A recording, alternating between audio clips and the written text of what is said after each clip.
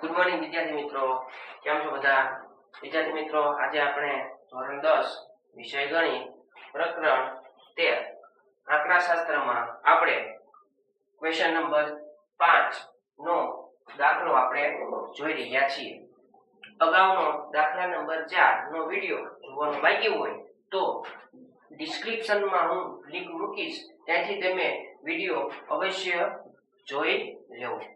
વિદ્યાર્થી મિત્રો, આપણે દાખલા ઉપર ધ્યાન આપીએ.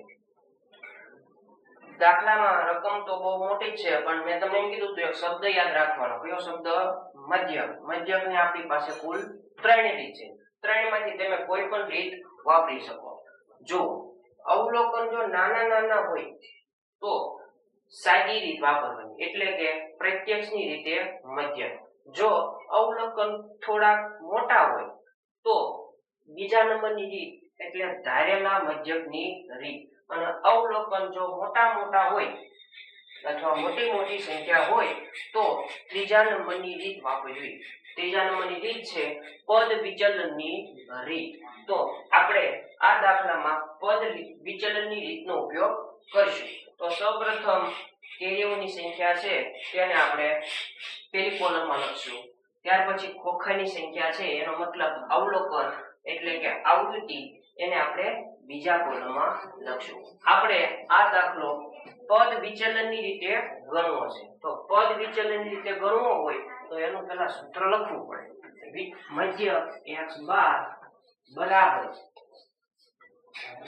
a plus sigma fi ui છેદમાં સિગ્મા fi ગુણ્યા h. હવે આના ઉપરથી આપણને કોષ્ટકમાં જે માહિતી ઘટે છે એના ઉપરથી મળે. તો સૌપ્રથમ ui એનું આપણી પાસે સૂત્ર છે ui બરાબર xi માઈનસ a છેદમાં h. હવે ui માં તમે જોવો તો xi છે. xi એટલે મધ્ય કિંમત. તો મધ્ય કિંમત પહેલા મેળવવી પડે. અગાઉના દાખલા જે શીખ્યા એમાં સતત વર્ગ હતું, અહીંયા સતત વર્ગ છે નહીં. હવે અહીંયા બંને વચ્ચેનો તફાવત કરો તો 50 થી લઈને 52 એટલે કે 50 પછી ui બરાબર xi માઈનસ a છેદમાં h. આપણે સૌપ્રથમ કોષ્ટકમાં xi ની કિંમત મેળવવી પડે. xi એટલે મધ્ય કિંમત એટલે xi. કેવી રીતે મળે? તો અધસીમા પ્લસ ઉર્ધ્વસીમા છેદમાં 2 એટલે 2 નો સરવાળો. 50 ને 50 પ્લસ 52 102 એને ભાગ્યા 2 એટલે જવાબ આવે 51. સૂત્ર છે આપણી પાસે અધસીમા પ્લસ ઉર્ધ્વસીમા છેદમાં 2. હવે આપેલી સંખ્યાની મધ્ય કિંમત મેળવીએ તો જવાબ આવશે 54. તેવી જ રીતે આ બંનેની મધ્ય કિંમત મેળવી તો જવાબ આવે 57. જો કેટલી સંખ્યા ઉમેરશો તો કે 51 માં કેટલા ઉમેરું તો 54 થાય 3. 54 માં કેટલા ઉમેરું તો 57 થાય 3. તો આમાં 3 ઉમેરો 60, આમાં 3 ઉમેરો 63. હવે xi તો મળી ગયો. આપણે વાત કરી છે a એટલે કે ધારેલી કિંમત. તો આમ આપેલી સંખ્યામાંથી તમે કોઈ પણ સંખ્યા ધારી શકો છો. સૌપ્રથમ પહેલા આપણે આને ધારશું. આ થઈ ગયો આપણો a. હવે આપણી પાસે xi ની કિંમત છે, a ની કિંમત છે, h એટલે વર્ગ લંબાઈ. અહીંયા સતત વર્ગ નથી પણ અસતત વર્ગ છે. પણ અહીંયા 50 થી લઈને 52 જવું હોય તો કેટલાનો ગેપ હોય? તો કે 50 51 52 એટલે કેટલાનો ગેપ છે? 3 નો ગેપ છે. કેમ? કારણ કે આ અસતત વર્ગ છે એટલે વર્ગ લંબાઈ થાય 3. વર્ગ લંબાઈ બરાબર 3. જુઓ 53 થી લઈને 55 53 54 55 એટલે અહીંયા પણ કેટલી સંખ્યા હશે? 3. એનો મતલબ આપેલી સંખ્યામાં વર્ગ લંબાઈ થાય 3 કારણ કે અસતત વર્ગ છે. હવે આપણી પાસે ui ની કિંમત નથી. ui મેળવવા માટે આપણી પાસે સૂત્ર છે ui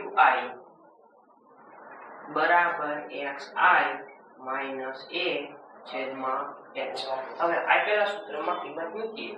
xi ની કિંમત તો કે 51. આ રકમમાં ગણીશું 51 માઈનસ a ની કિંમત તો કે 51 પોતે છેદમાં 3. 51 માંથી 51 જાય 0. 0 ના છેદમાં 3 એટલે કે જવાબ 0. અને હંમેશા યાદ જ રાખવાનું ui મેળવવું હોય તો 1 2 3 4 5 6 એમ જ મૂકી દેવાનું. ગણતરી ન કરો તોય તે. અને આપણે ગણતરી કરીને બતાવશું. xi ની કિંમત 54 માઈનસ a ની કિંમત 51 છેદમાં 3. 54 માંથી 51 જાય તો કે 3. 3 ના છેદમાં 3. 3 3 ઉડી જાય એટલે 1. હવે આના પછી 2 3 4 હંમેશા ui માટે આ જ આવશે 0 1 2 3 4 આવી. હવે આપણે જરૂર છે fi ui. fi અને ui નો સંબંધ ગુણાકાર તો ગુણાકાર 15 0 0 110 એકા 110 135 દુ 270 115 તેરી 5 તેરી 15 બધી 1 3 એકા 3 3 ને 1 4 3 એકા 3 25 100. હવે આપણે જરૂર છે સિગ્મા fi ui એટલે બધાયનો સરવાળો સિગ્મા fi ui બરાબર આપેલા બધા સંખ્યાનો સરવાળો 0 5 5 ના 5 એમના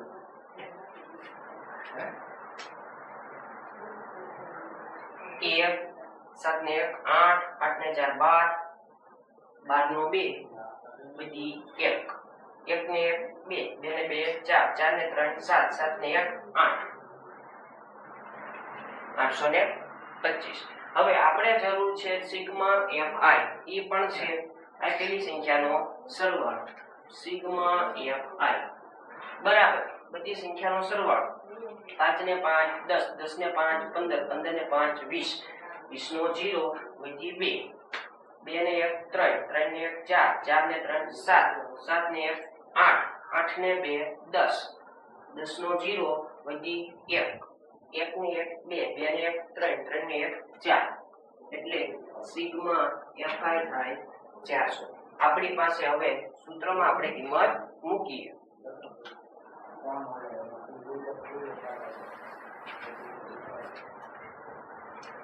હવે a બરાબર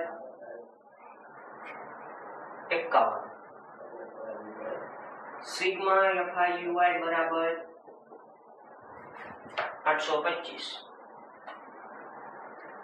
સિગ્મા fi બરાબર 400 અને h બરાબર આપણી પાસે છે h એટલે વર્ગ લંબાઈ. હવે માત્ર આ સૂત્રમાં આપણે કિંમત મૂકીએ. x બાર બરાબર a સિગ્મા fi ui છેદમાં સિગ્મા fi ગુણ્યા h. હવે a ની કિંમત આપણી પાસે છે 51 પ્લસ સિગ્મા fi ui 825 છેદમાં સિગ્મા fi 400 ગુણ્યા h ની કિંમત 3. હવે 51 એમના પ્લસ અહીંયા છેદ ઉડે છે પણ જ્યારે સંખ્યા મોટી રકમ હોય ત્યારે છેદ ઉડાડાય નહીં. ગુણાકાર કરીને 400 વડે આપણે ભાગાકાર કરીશું તો 825 નો ગુણાકાર 3 સાથે 5 તેરી 15 બધી 1 3 2 6 6 ને 1 7 8 તેરી 24 છેદમાં 400. હવે આ બેનો ભાગાકાર જે જવાબ આવે તેનો 51 સાથે સરવાળો તો આપણે ભાગાકાર કરીએ રકમમાં 2475 છેદમાં 400 એટલે ભાગાકાર 400. હવે 400 નો ઘડિયો બોલવાનો, 24 ને 75 આવે તો લેવાનો. 6 ચોક 2400, કારણ કે 6 7 લઈ લો, 7 ચોક 28 એટલે કે 2800 થાય એટલે વધી જાય એટલે 2400 લઈએ. 5 માં 0 5, 7 માં 0 7, 4 માં 4 0, 2 માં 2 0. હવે આપણે પોઈન્ટમાં જવું છે તો ભાગમાં પડ્યો પોઈન્ટ, વધારાનો 0. 400 નો ઘડિયો, 400 ના ઘડિયામાં 750, 400 એકા 400, 400 દુ 800 વધી ગયા 400 એકા 400. 0 5 3. એક વખત પોઈન્ટ આપણે ભાગમાં મૂકી દીધો છે તો આપણે વધારાનો 0. હવે 400 ના ઘડિયામાં 3500, 4 એકા 4, 4 દુ 8, 4 3 12, ચોકે ચોકે 16, 4 પંચા 20, 4 છક 24, 4 7 28, 4 8 32 ને 4 9 36 ને થઈ ગયા 4 8 ને 32 એટલે કે 3200. 5 માંથી 2 લે તો 3, 3 માં 3 જાય તો 0. હજી ભાગમાં પોઈન્ટ મૂક્યો છે તો આપણે પાછો વધારાનો 0. 400 ના ઘડિયામાં 3000, 4 સત્તા 28